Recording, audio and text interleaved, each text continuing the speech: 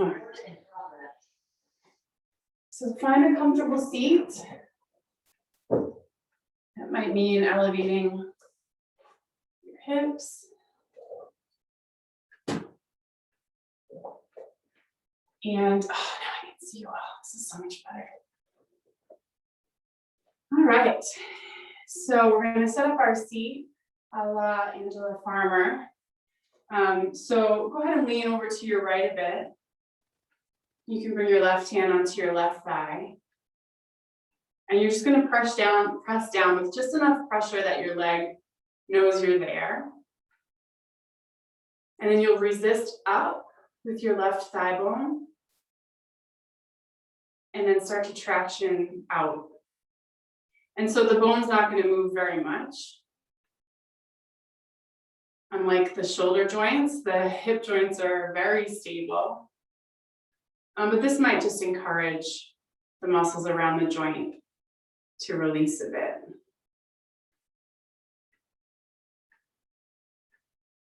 And then come back upright. And just take a moment to observe the breath in your nose.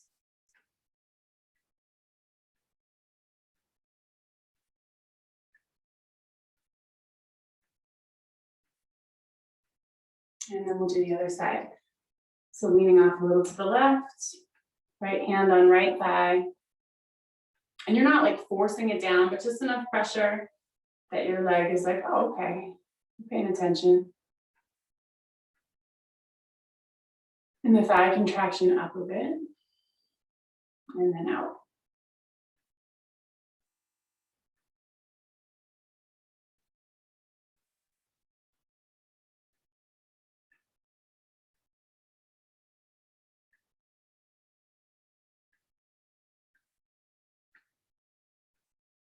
And we'll come back upright and observe the breath in your nose.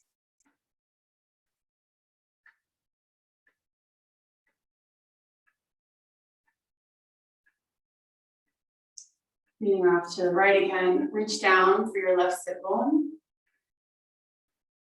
And you can kind of curl your fingers around the inner edge. And you're going to traction that back diagonally behind you. You can even think about shifting your pelvic floor to the right, away from it. And then you'll release and observe the breath in your nose.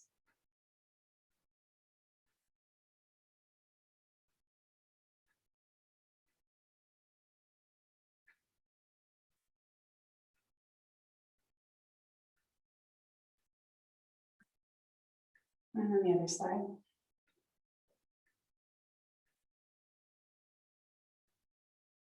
So back and diagonally back. And you can imagine your pelvic floor shifting to the left.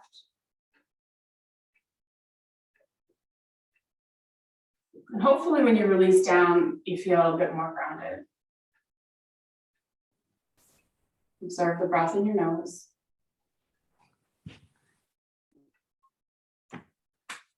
So now we're super familiar with the sit bones. And then you have your pubic bone, bottom front of the pelvis, and tailbone, bottom of the spine. And so these four bones coming to some sort of balance, you can kind of tip forward and back from tail to pubic bone. And if you think about your pubic bone trying to reach down towards the floor, that's going to drag your pelvis into a bit of a forward tilt, so an anterior tilt. And if your tailbone tries to ground down and even slightly forward underneath you, that will drag your pelvis into a posterior tilt, a backward tilt. So if your pelvis is like a bowl, pubic bone towards the floor is going to pour out the front of the bowl. Tailbone towards the floor is going to pour out the back. And we want to be somewhere in between the two. So our natural posture might be just more in a posterior tilt, so it might be more effort to find neutral. You might have to think more about that pubic bone piece, or the opposite.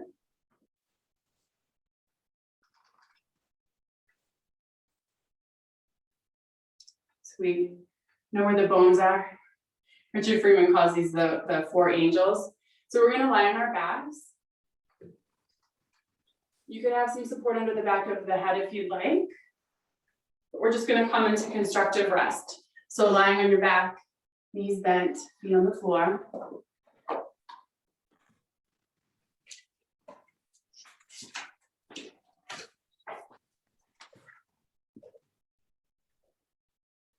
And we'll do the same thing in this position.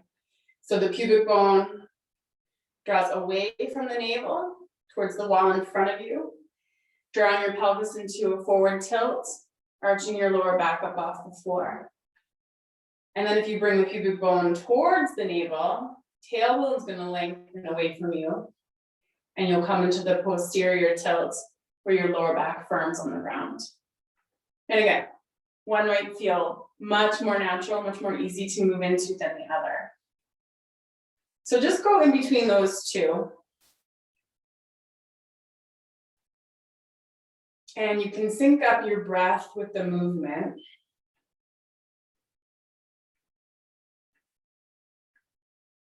Let the inhale tilt your pelvis forward, so pubic bone away from the navel. And the exhale, tilt the pelvis back. And that's typically the natural rhythm of breathing, where we extend on the inhale and flex on the exhale, but that's not always the case.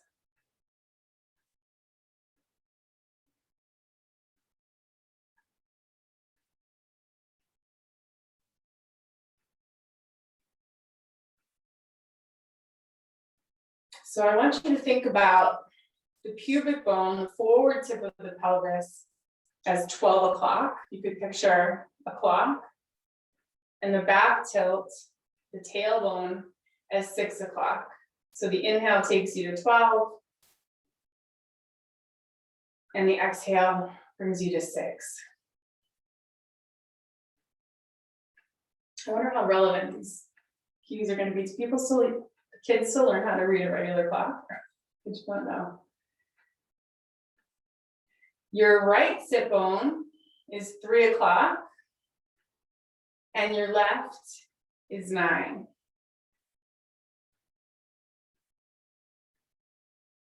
So exhale, I want you to start to circle the clock from 6 to 9 to 12, 3, and back to 6. And you'll just circle around, rotating your pelvis, feeling all the different ranges of movements that are happening in your hips. And you'll notice as you move, and you can do this really slowly, so you do notice that there are going to be 15-minute segments of this clock that feel really easy to move into, and some that feel really challenging, or that you almost want to just kind of skip over them. So I would encourage you, as you go into those parts of the clock that feel foreign, or you want to speed through, or you don't feel like you can connect, to really slow down.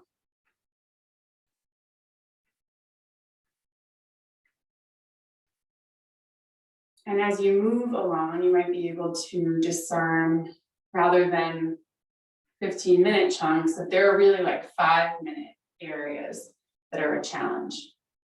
Maybe even 1-minute areas that are a challenge. So can you go really slow through those?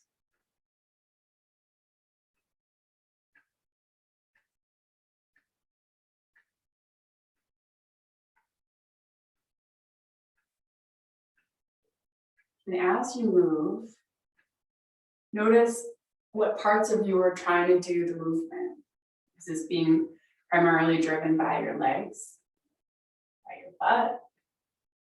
Are you doing things with your mouth, your neck?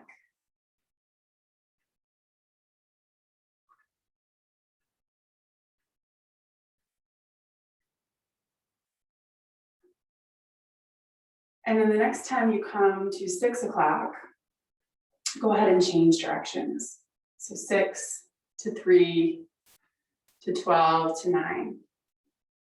And And this might present a moment of kind of like the record skips and you can't even figure out how to move. It might be harder to move into areas that felt easy once you got used to the groove going clockwise.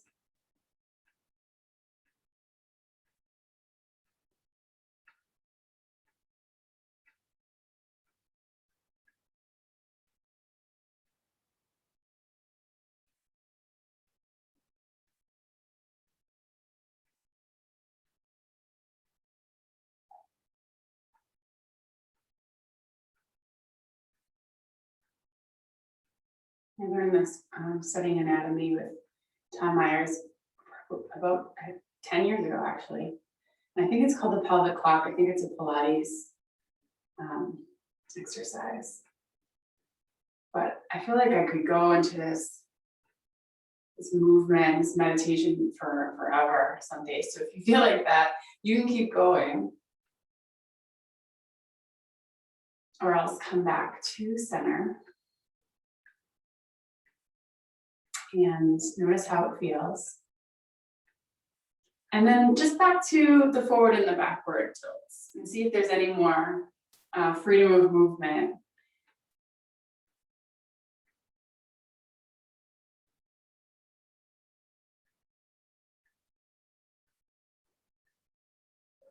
Build on this.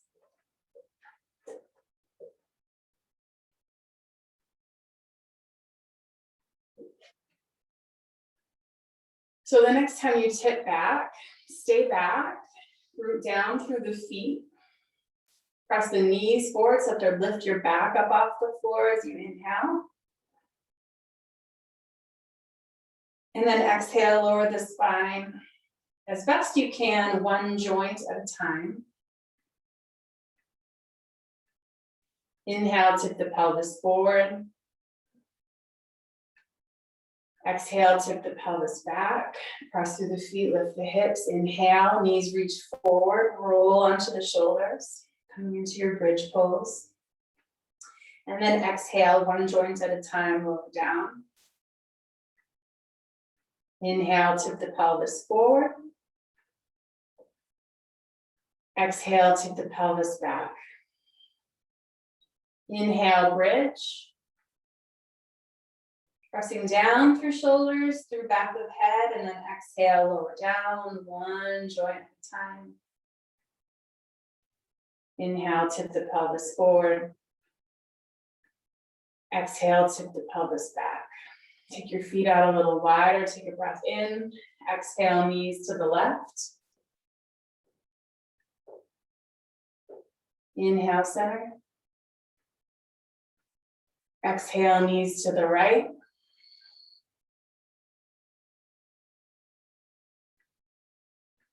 Inhale, center. Do that 2 more times. Exhale.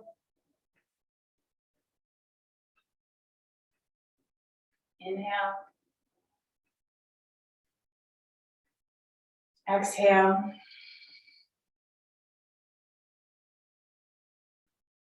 Inhale. Exhale.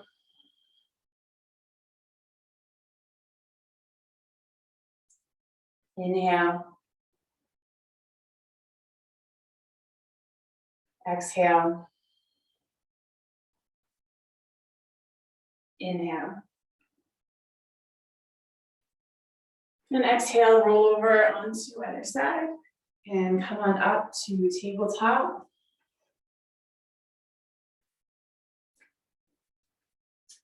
And we'll take cat-cow here. See if you can isolate so that you're just really moving the pelvis. The rest of the spine is not going to come into it all the way yet. But just feeling for the pelvic tilts.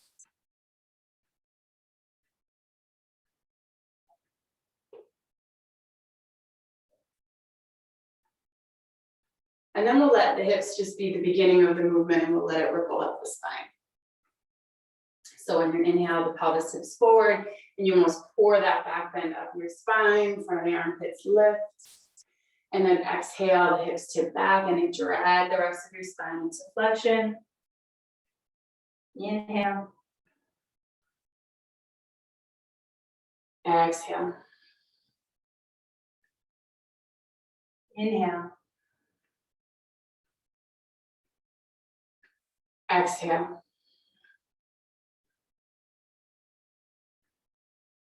Back to neutral. And inhale and let just the chest dip towards the floor. The shoulder blades and the shoulders will keep reaching towards the ceiling. And then exhale, push the floor away, spread the shoulder blades wide and press the back of the heart towards the ceiling. Inhale, shoulder blades stay lifted, but the heart drops. Exhale, back apart, floats towards the ceiling. We'll do that one more time.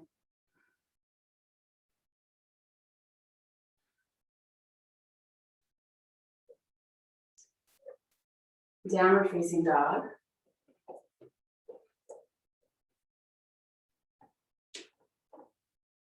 Pedal it out, spread the fingers wide. Root through the knuckles. Feel the groins and the outer hips. Pull your legs back and up.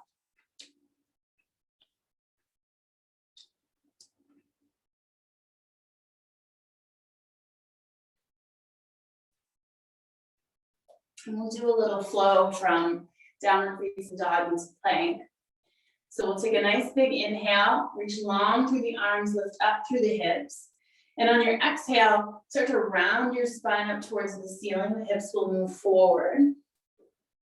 Inhale, lengthen the heart forward, look forward, plank. And then exhale, the hips pull you up and back into downward facing dog. Breathe in. Exhale, round forward. This time, hips just pull you back. Inhale, downward facing dog.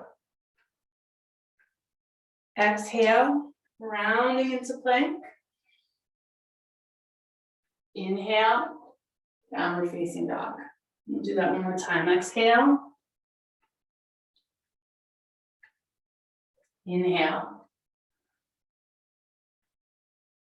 And we'll take a child's pose. Knees come down, hips reach to the heels, the arms crawl forward.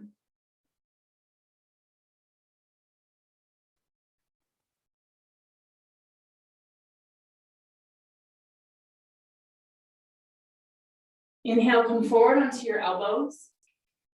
Bring the palms together. Bring your elbows just a little closer than shoulder width apart. And you're going to press into the palms as you spread the collarbones wide. Walk the knees back a bit.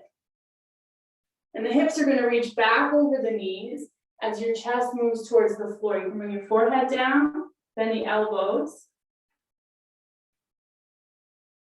Pressing the palms to spread the collarbones wide, almost like when you pinch a clothespin.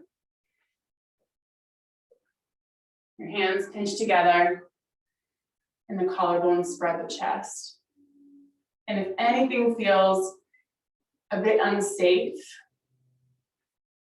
any pain, especially in the back of the shoulders, tops of the shoulders, back right on out. Because unlike the hips, the shoulder joints are pretty loosey-goosey, even if you're not hypermobile. And for those of us that are hypermobile, even more so.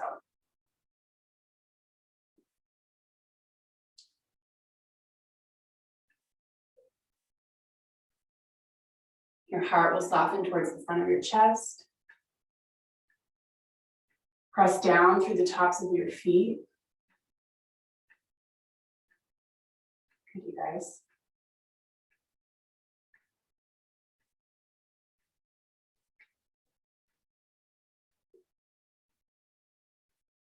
And then release the hands down. You can come back into your child's pose. And then inhale, tabletop, and exhale, downward facing dog.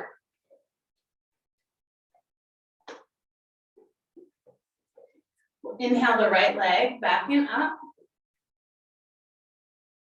And then exhale, step the foot in between the hands. You might like blocks under your hands for this, or you can have tented fingers on the floor. But we'll inhale and lift and open up the heart. And then we'll exhale and we'll straighten the right leg any amount. So inhale into your lunge. And exhale, fold. Inhale. Exhale. Inhale into your lunge. Exhale, we'll stay here. We're down through the feet, the back knee. We're gonna inhale and take the right arm up. And then exhale, thread it under your left arm. Find a little twist, a little rotation through the rib cage. And then inhale, take it up again. And exhale, thread it under. Again, inhale. Exhale. Inhale, open. You're gonna stay open. Maybe bend the back knee and hold the foot. Or you're in an open lunge, just here. You have the foot, you can bring it in a little closer. We'll take a couple more breaths.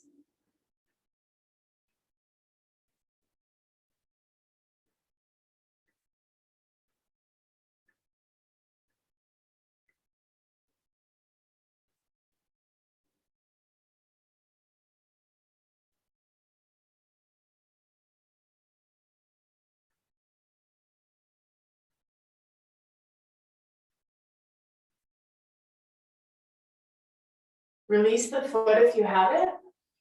Keep your left arm straight. We're gonna heel toe that right foot out a little wider. And then we'll bring the right elbow towards the floor.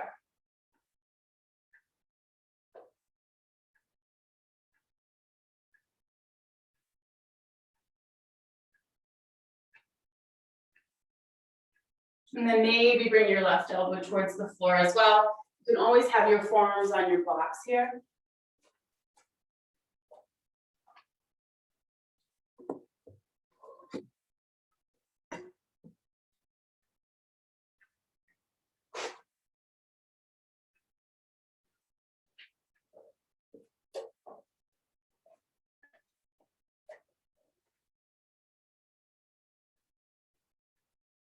See if you can drag your right knee in a little closer to your body.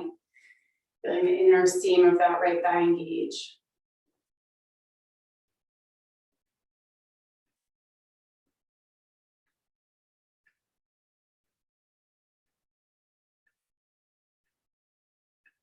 And then come back up onto the hands if you're not there already. And tuck the back toes under, lift the back knee up. And then we're gonna lift the front heel up. Squeeze that right knee into the right arm. Squeeze, squeeze, squeeze. And then maybe you lift the foot off the floor. Good.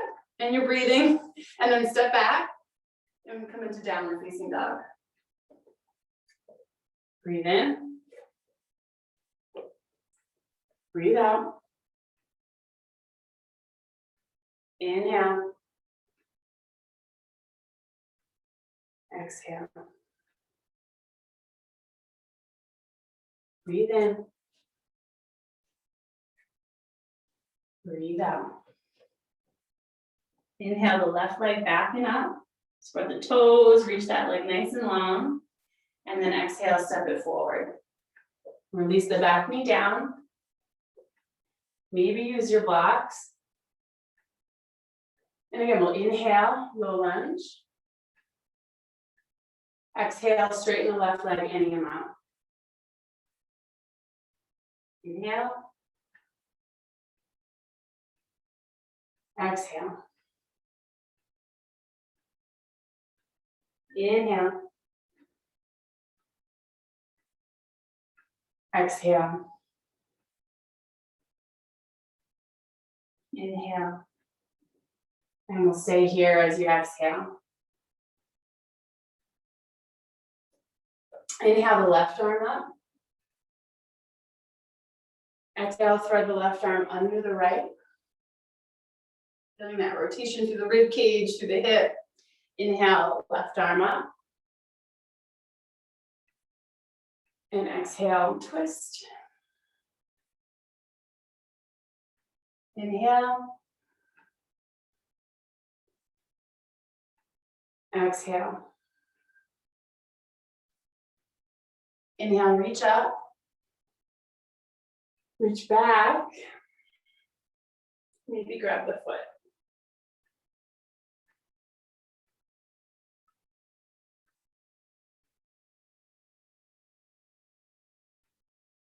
And so you watch the sensation, whether you're in the lunge or you have the foot. And you start a conversation with the sensation using your breath, your attention. So that the areas of your body that you're asking to open, to move beyond maybe their normal range, know that you're paying attention. And that attention translates into maybe a feeling of safety.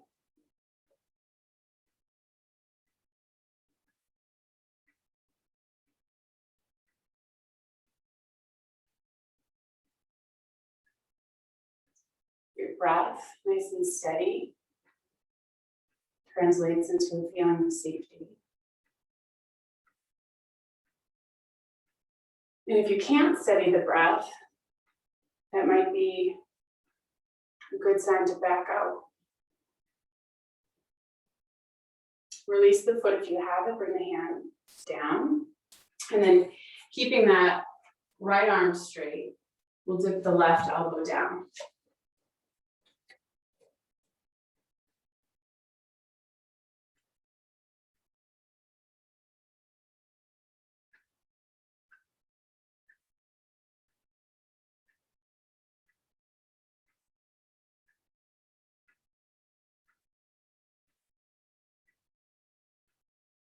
And maybe the right elbow comes down.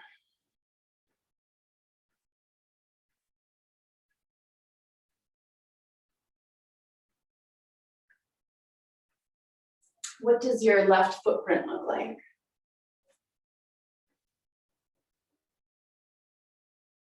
Is it possible to press more firmly through the base of the big toe?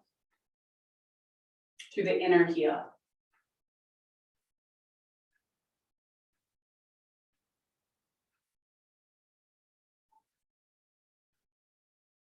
What kind of a message is your breath sending in this moment?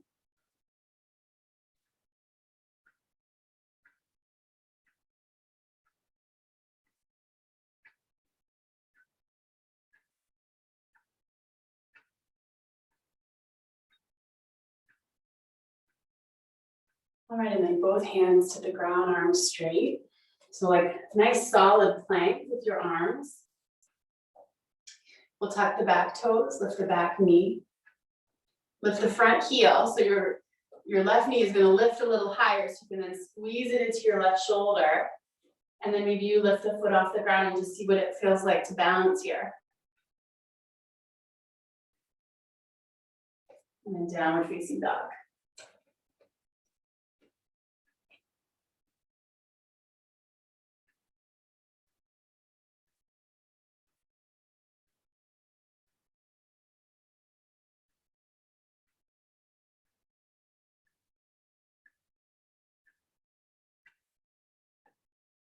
And your upper side ribs reach towards your hands. Your shoulder blades reach towards your hands.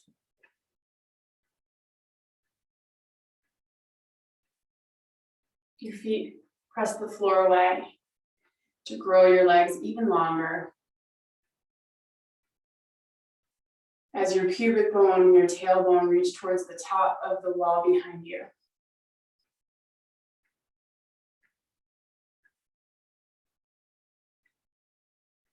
Okay. So we'll move through just a couple rounds of lunging vinyasas. So if you'd like to have a little extra padding, maybe a blanket under where your knee was in your lunge.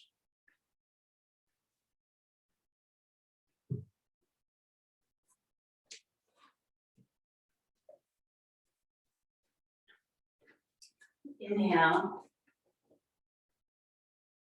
Exhale, step the right foot forward. Release the back knee down. You can do this whole series with blocks under your hands if that feels more accessible. Inhale, take the arms up. Exhale, hands down, step forward. Inhale, stand up. Exhale, swim your arms down, push your feet down, land a little taller. Inhale, reach up. Maybe palms pressed together, gaze at thumbs. Exhale, fold. Inhale, lengthen your heart forward. Right leg, same leg, steps back, release the knee. Inhale, arms up. Exhale, plank. Lower onto your belly.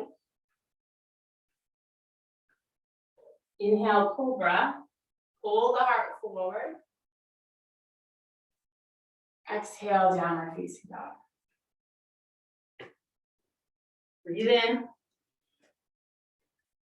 Breathe out. Inhale. Exhale, left foot steps forward. Release the knee. Inhale, arms up. Exhale, hands down, step forward. Inhale, stand, arms up. And then like you're swimming, arms come down. Inhale, reach up. Exhale, fold. Inhale, lengthen your heart forward. Left leg steps back. Release the knee. Inhale, arms up. Exhale, plank. Lower. Back bend as you inhale.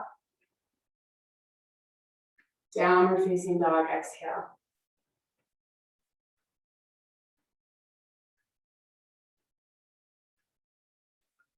Breathe in.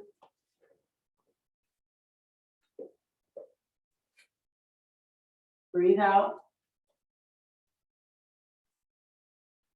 Inhale.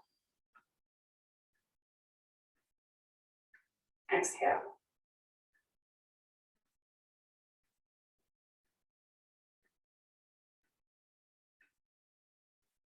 Find your hands, find your feet. Yeah, grow taller. Longer through the spine. And we'll do that all again. Take a breath in. Exhale, right foot steps forward, release the back knee. Inhale, arms up. Exhale, hands down, step forward. Inhale, stand up, arms up. And then exhale like you're swimming. Arms come down, crown of your head floats a little higher. Good, inhale, reach up, pressing down through your feet. Exhale, hinge at the hips, fold all the way down. Lengthen your heart forward as you inhale. Right foot steps back, exhale. Inhale, arms up. Exhale, plank. Lower halfway or all the way onto your belly. Back bend of your choice as you inhale. And downward facing dog, exhale. Breathe in. Breathe out. Inhale. Exhale, left foot steps forward, release the back knee. I like to keep my back toes tucked here just because it makes it easier to step. Inhale, arms up. And then exhale, hands come down, forward fold at the front of your mat. Push the floor away, inhale, stand up. And exhale, swim into mountain pose, the arms come down. Good, inhale, arms up, Ardha Hastasana. Upward arms, exhale, fold all the way down. halfway lift, inhale. Left foot steps back, exhale. Good, strong roots through the feet, arms up, inhale. And then exhale, plank. Lower halfway or all the way down. Back bend as you inhale, pull the heart forward, spread the collarbones wide. Downward facing dog, exhale. Breathe in. Good, breathe out, child's pose.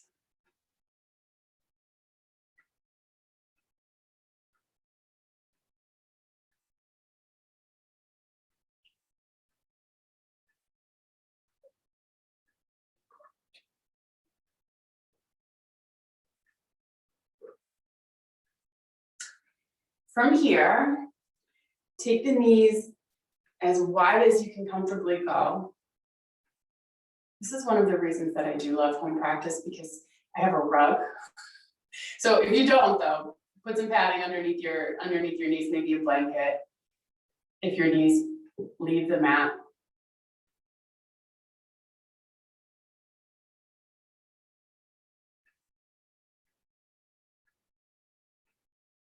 So why need child's pose? Why need child's pose? And that might be a nice place to hang. Or a challenging, maybe nice is not the right word, but this might be enough of a challenge if the inner thighs have a lot to say. You'll just stay and listen. The knees feel uncomfortable, maybe a little bit more padding, or maybe don't go so wide. If it feels like you could go a little further, you'll bring your hips forward in line with your knees.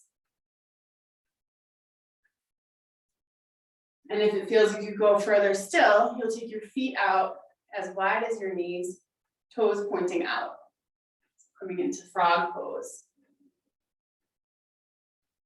And for the first few moments, if you are in frog, and you can do this in child's pose too, it's a little easier to access in frog, even without your feet out wide. Imagine that you could scoop the floor in between your knees. So you're trying to gather up the floor. Your knees aren't going to go anywhere, but you're feeling that active engagement of your inner thighs. And just hold that for a few breaths.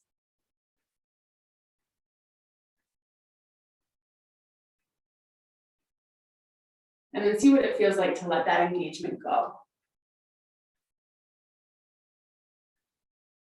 Now we were playing around with the tipping of the pelvis. And for some of us, it's a real natural place to kind of hang out in a forward tilt of the pelvis in this shape. So I want you to see if you can come back out of that, if that is the case. If your lower belly is really sinking towards the floor, can you draw the lower belly right below the navel up a little? Find a little bit of a backward tilt of the pelvis. Really, we're just going for neutral. See how that feels.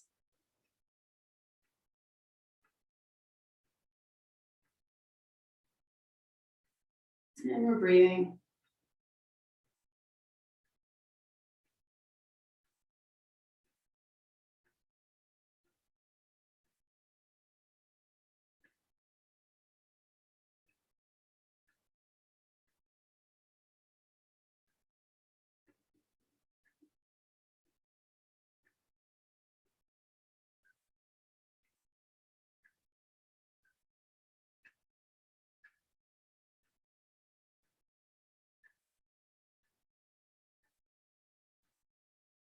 Notice what you might be doing in your face. It might be interesting to watch where your mind has wandered off to. Sometimes we find a really pleasant daydream so that we're not right here. Sometimes it's not pleasant, but it's a distraction, whatever you might be thinking about, so just notice.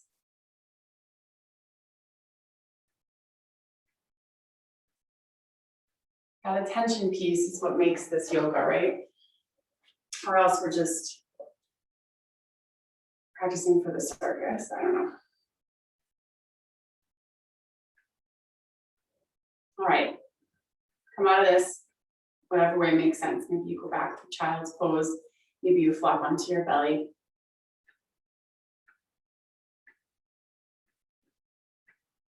If you're on your belly, you can tick-tock your feet from side to side. Wiggle your hips in your child's pose.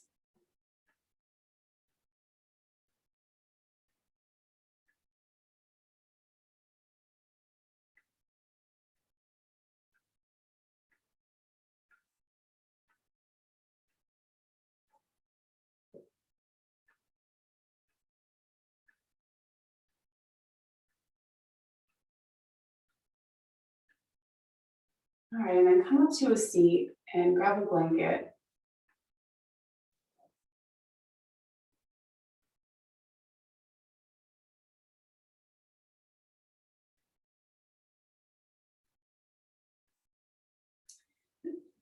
This is a really prime example of the bright side of home practice and not having to wonder about shared props for what we're about to do next, although we watch them pretty frequently at Post Street, and I think studios probably do even more right now because of COVID. But we're gonna fold this up like we're doing a back roll. So fold it in half and then roll it all the way nice and firm.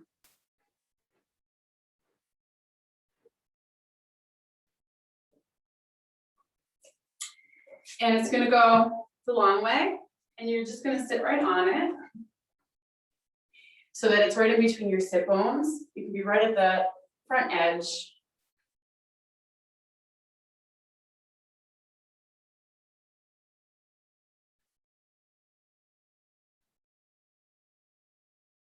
This was not part of my plan, but why not? And if this makes you feel uncomfortable in any way, you can always skip it, no problem. But if you'd like to try this out, we're gonna have feet together, knees wide, Baddha Konasana. You might want blocks under your hands to maintain balance. And just do a couple forward and back tilts.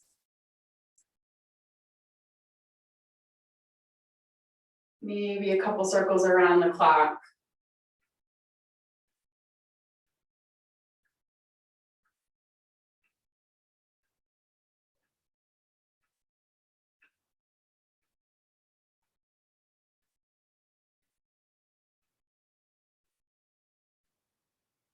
So we hold a lot of tension. We can hold a lot of tension in the pelvic diaphragm, which can then directly impact your breathing diaphragm, because all the pressure change has to go somewhere inside the body here.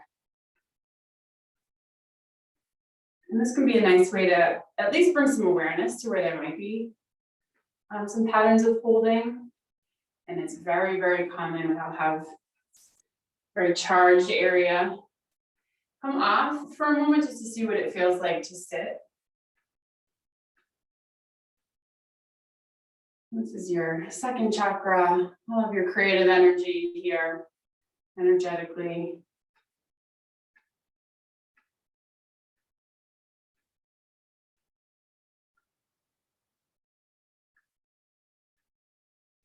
All right, and then we're gonna come back. But this time, rather than Baddha Konasana, you come to a squat. And if in a squat, if you are not touching the blanket, you could always use a block to elevate the whole situation, or you might not, it might not matter that you don't have to touch the blanket, you know it's there, you'll remember what it felt like. So we're in our squat. And so we know the 4 bones of the pelvis, right? Pubic bone, bottom front of the pelvis, tailbone, sit bones. And so I want you to imagine that you could draw those 4 bones towards each other.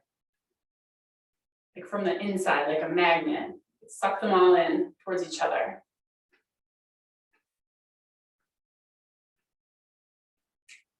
As if there was something, like a little blueberry on the blanket, you could lift it up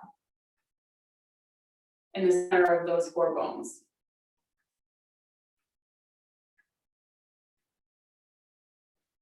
And actually, this is a description that I learned from Richard Freeman. I think it was from him. But just imagine that you have a needle and a thread. And you could take that needle, dive right down to the spot at the center of those bones, thread in the middle of your pelvic floor, and then pull it right up through the center of your spine and all the way out through the crown of your head. And then we're gonna dive back down and do the same thing. We're gonna sync that up with breathing. So this is like a lot imaginary, just go with it, okay? Take a breath in and a breath out. And at the bottom of your breath, that needle threads the center of your pelvic floor. And then the inhale pulls the needle up through the center of the spine and pierces right up through the crown of the head. And the exhale dives the needle back down. Bottom of the exhale, thread the needle. Loop right through the center of the pelvic floor, and then inhale and lift it back up again. Can you picture it? Okay, so we're gonna add some movement to this. So exhale, still the needle's gonna come down and thread, and then on the inhale, you're gonna stand up. Exhale, come back to your squat, thread the needle, those 4 bones move in, and then inhale, lift it up. Exhale. Inhale. Exhale. Inhale. And exhale. And we'll take a little break. You can sit back on the blanket or you can sit on the floor. So this is like a really active way of engaging what in yoga is called the Mula Bandha, it's the root lock.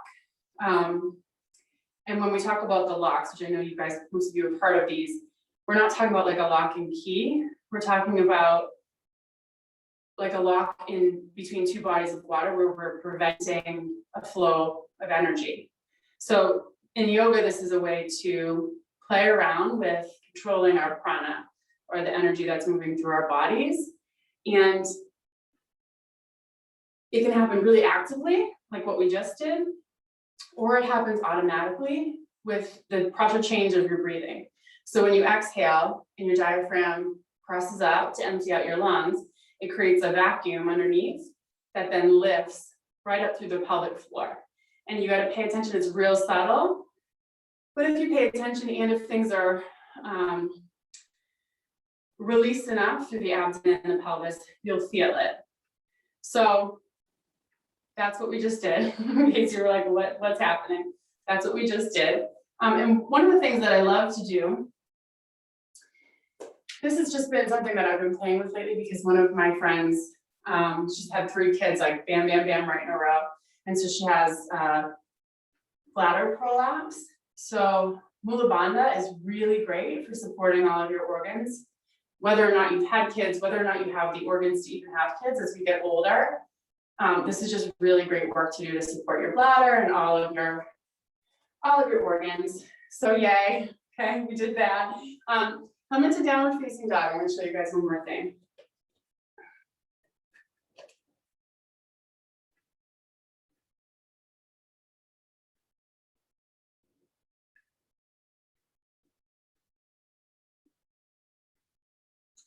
Bring your right knee forward for pigeon prep.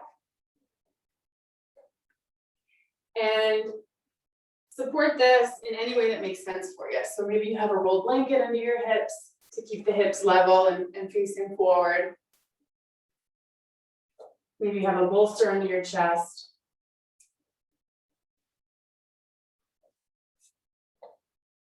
Is everybody's knee okay? Front knee?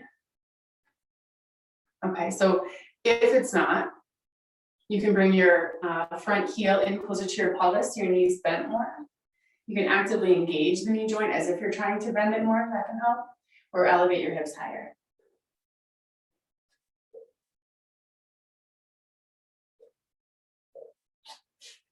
And then play around, once you get yourself settled in, play around with actively engaging Mula Bandha. So whatever visual helped with that, the needle, picking something up, or just from the inside, like a magnet, kind of pulling those 4 bones in towards the center.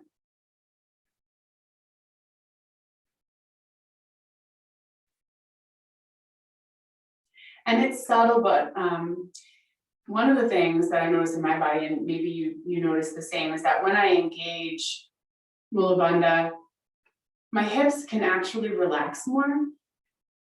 And what I think is going on here is there's that internal support, that core support, that's kind of reminding the hips that they don't have to do it. And I always picture it like, you know, when you take a metal steamer out of a pan and you lift the center and the sides all fall away. This is what I picture here. The hips releasing down and you get that little lift right up through the center. I also notice that when I engage Mula Bandha, I usually am doing something with my face as I make it happen. So there seems to be, at least in my body, a real direct correlation between what's going on in the roof of my mouth and my tongue and this engagement down in the pelvis. So things are often very connected. You might notice something like that. You might be doing something more in your belly, maybe your feet.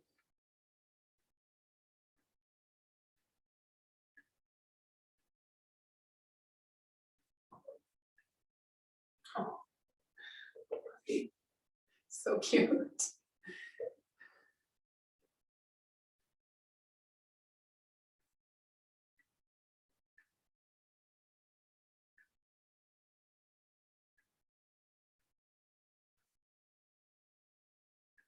And the exercise that we did when we were squatting and standing, this is something that you can use from your yoga practice in your, you know, workouts that you might do outside of yoga, where you do like some weighted deadlifts and you engage Mula Bandha on the way. And see how that feels. Really good to have a nice healthy pelvic floor. Let's press back into downward facing dog.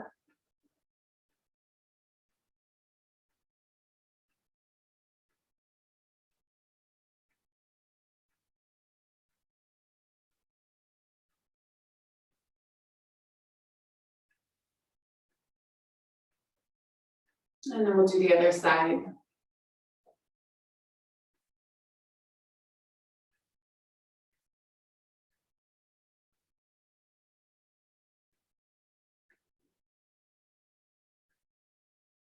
Maybe this is easy side.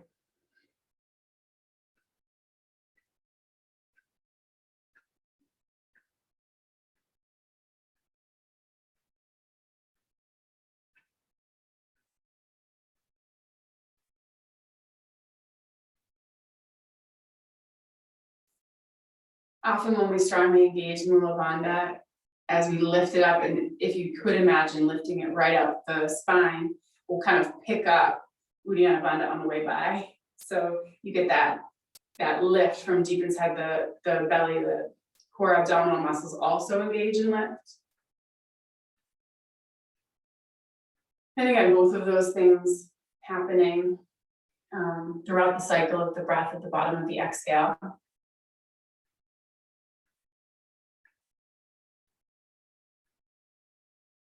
If you hold a lot of tension in your belly, it can interrupt that pattern. So this might be a nice place to remind your belly that you can soften.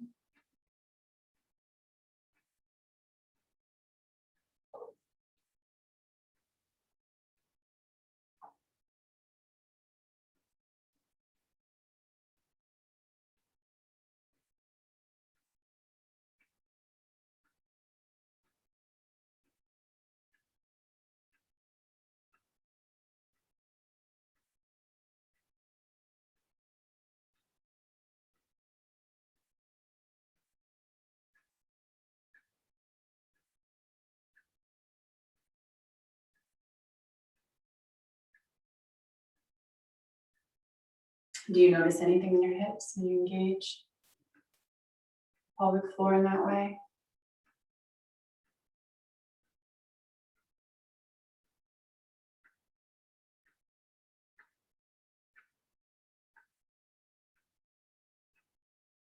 If your hip muscles haven't been, overcompensating for the core, you might not notice that much.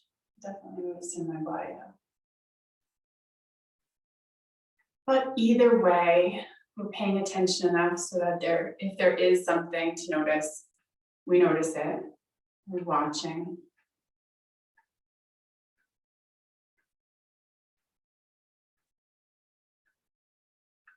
And sometimes we get a glimpse that there's something so fascinating in our physical bodies that it just captures our attention in a way that it feels like time stands still.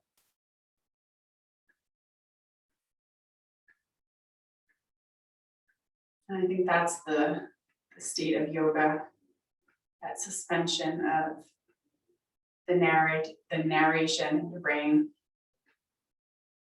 When things feel about even, you come back to downward facing dog.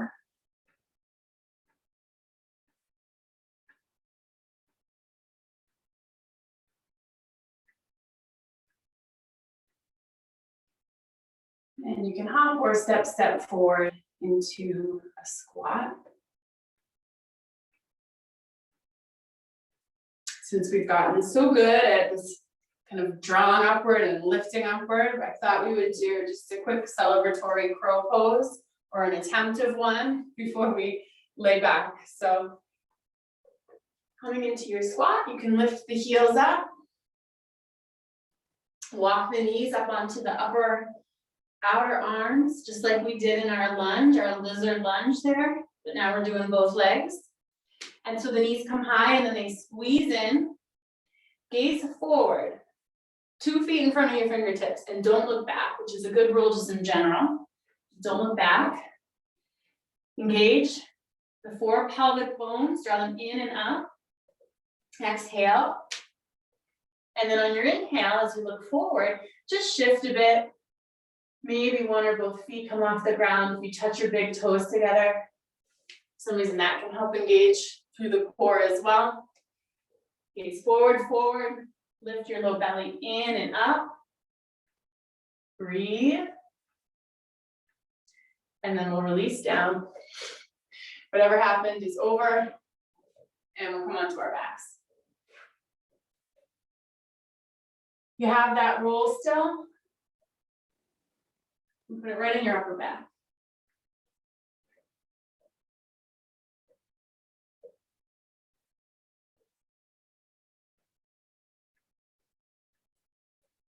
Knees can be bent, feet on the floor.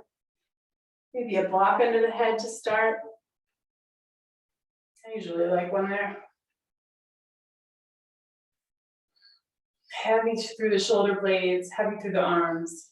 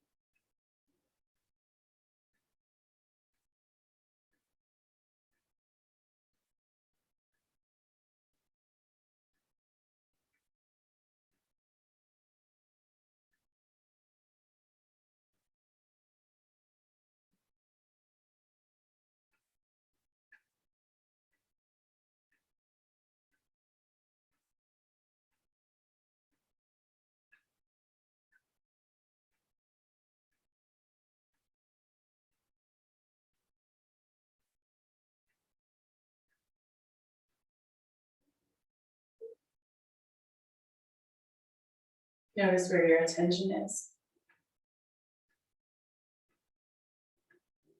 Can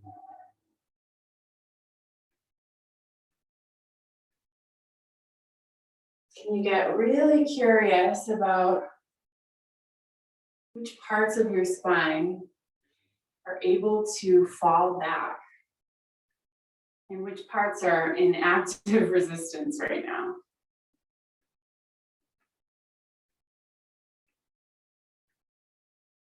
And we're not judging parts that are resisting because this is not, I don't think how most of us sit for work all day, so it should be no surprise if this is not comfortable. Our body likes to go into the familiar. So the more you do something, the easier it will be, limited by your bone structure. And the more intimate your attention is on what you're doing, the more safe your whole system is going to feel. And then maybe you'll be able to go into some places that feel a bit unfamiliar without a really strong reaction from the tissue.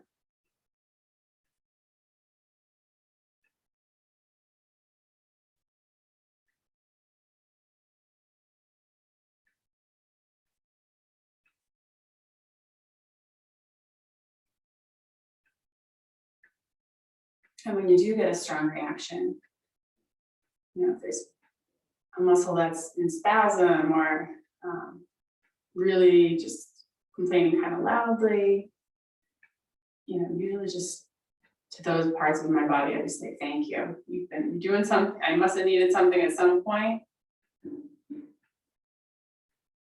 Thank you for the support.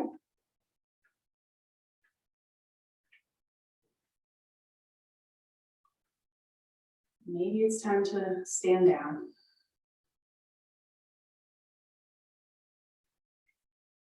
And sometimes you have to ask that question like 20, 30 times before your body's like, okay, all right.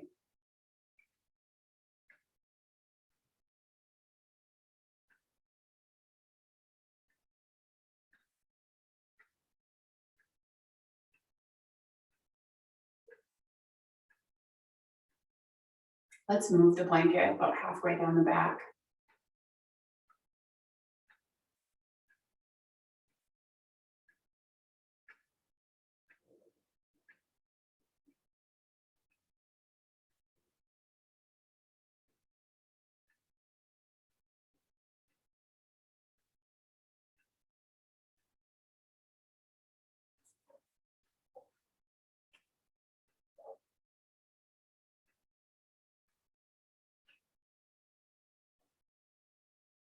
If at any point things grow comfortable enough to extend the legs, you can extend the legs.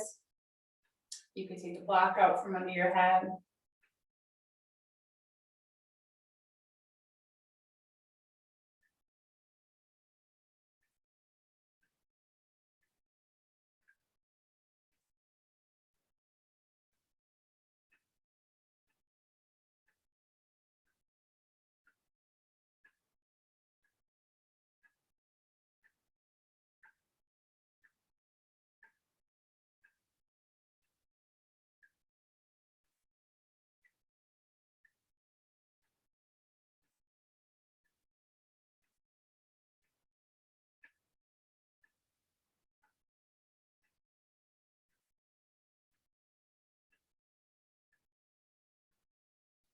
Could you imagine your tailbone sliding forward in between your thighs?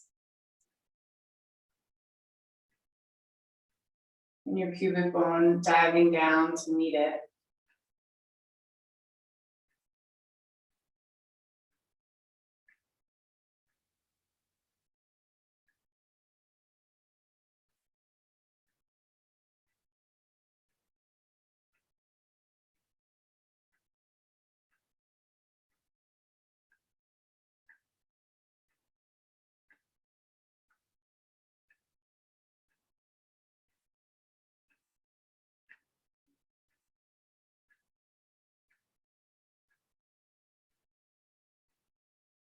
We'll move the blanket down again.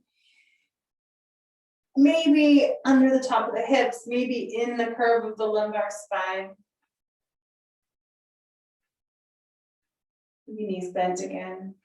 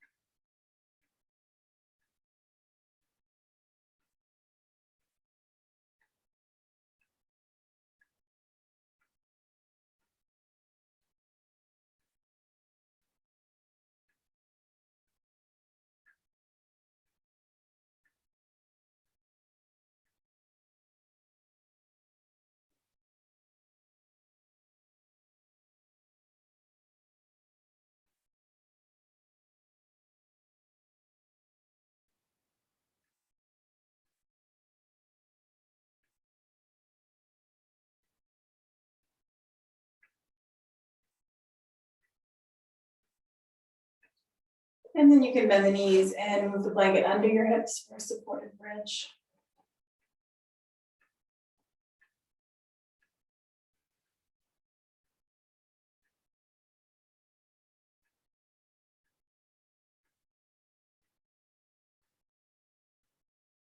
Stay in your supported bridge, or you could take it into an active bridge if you'd like.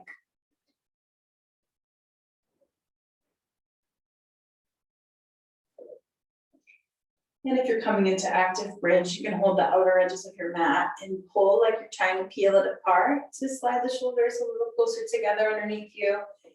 If you do have the range of motion to interlace the hands, you can do that, and then press down through the wrists, press down through the elbows, press down through the back of the head and the shoulders.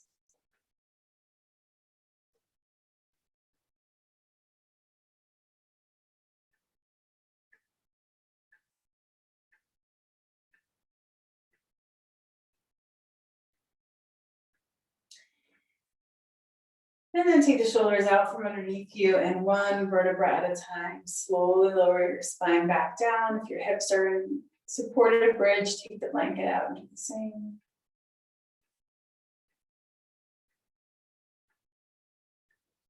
Maybe give the knees a little squeeze. And we'll set up for Shavasana.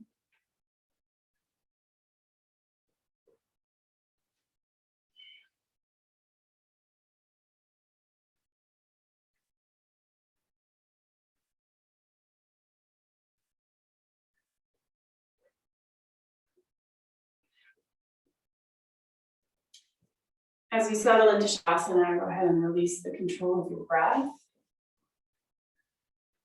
But you're still going to watch it.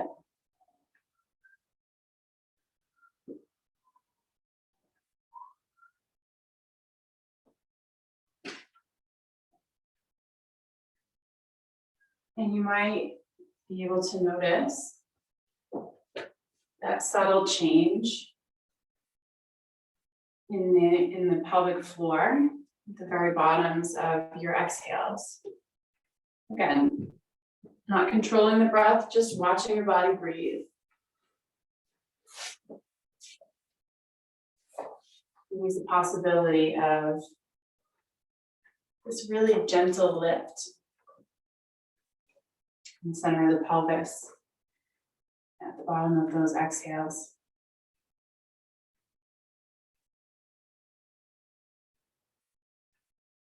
If you find that you're getting really cerebral about that, let it go. Drop into all the places where your body lands on the ground.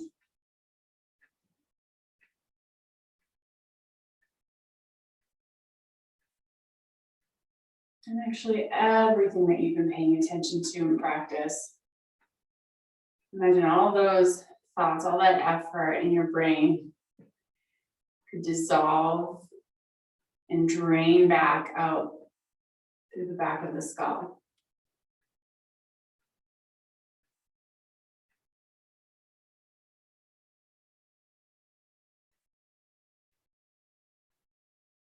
Soften the expression on your face and release the soft palate.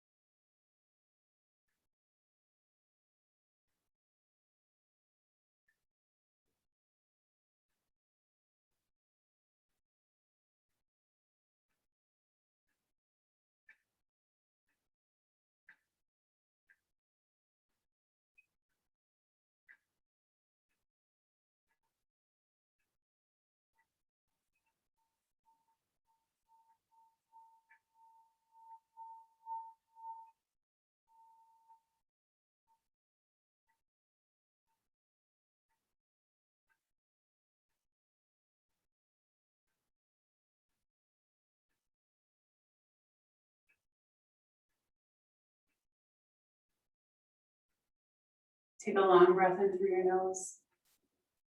And release it through your mouth. Notice which of your nostrils is more open. And roll over onto that side. Your head rests on your bottom arm.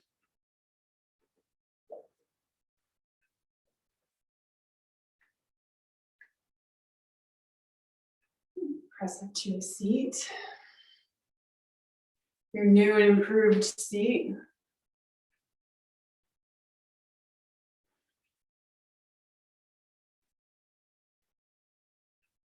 Maybe bring the hands to the heart. And we'll close out by chanting one Om. Om.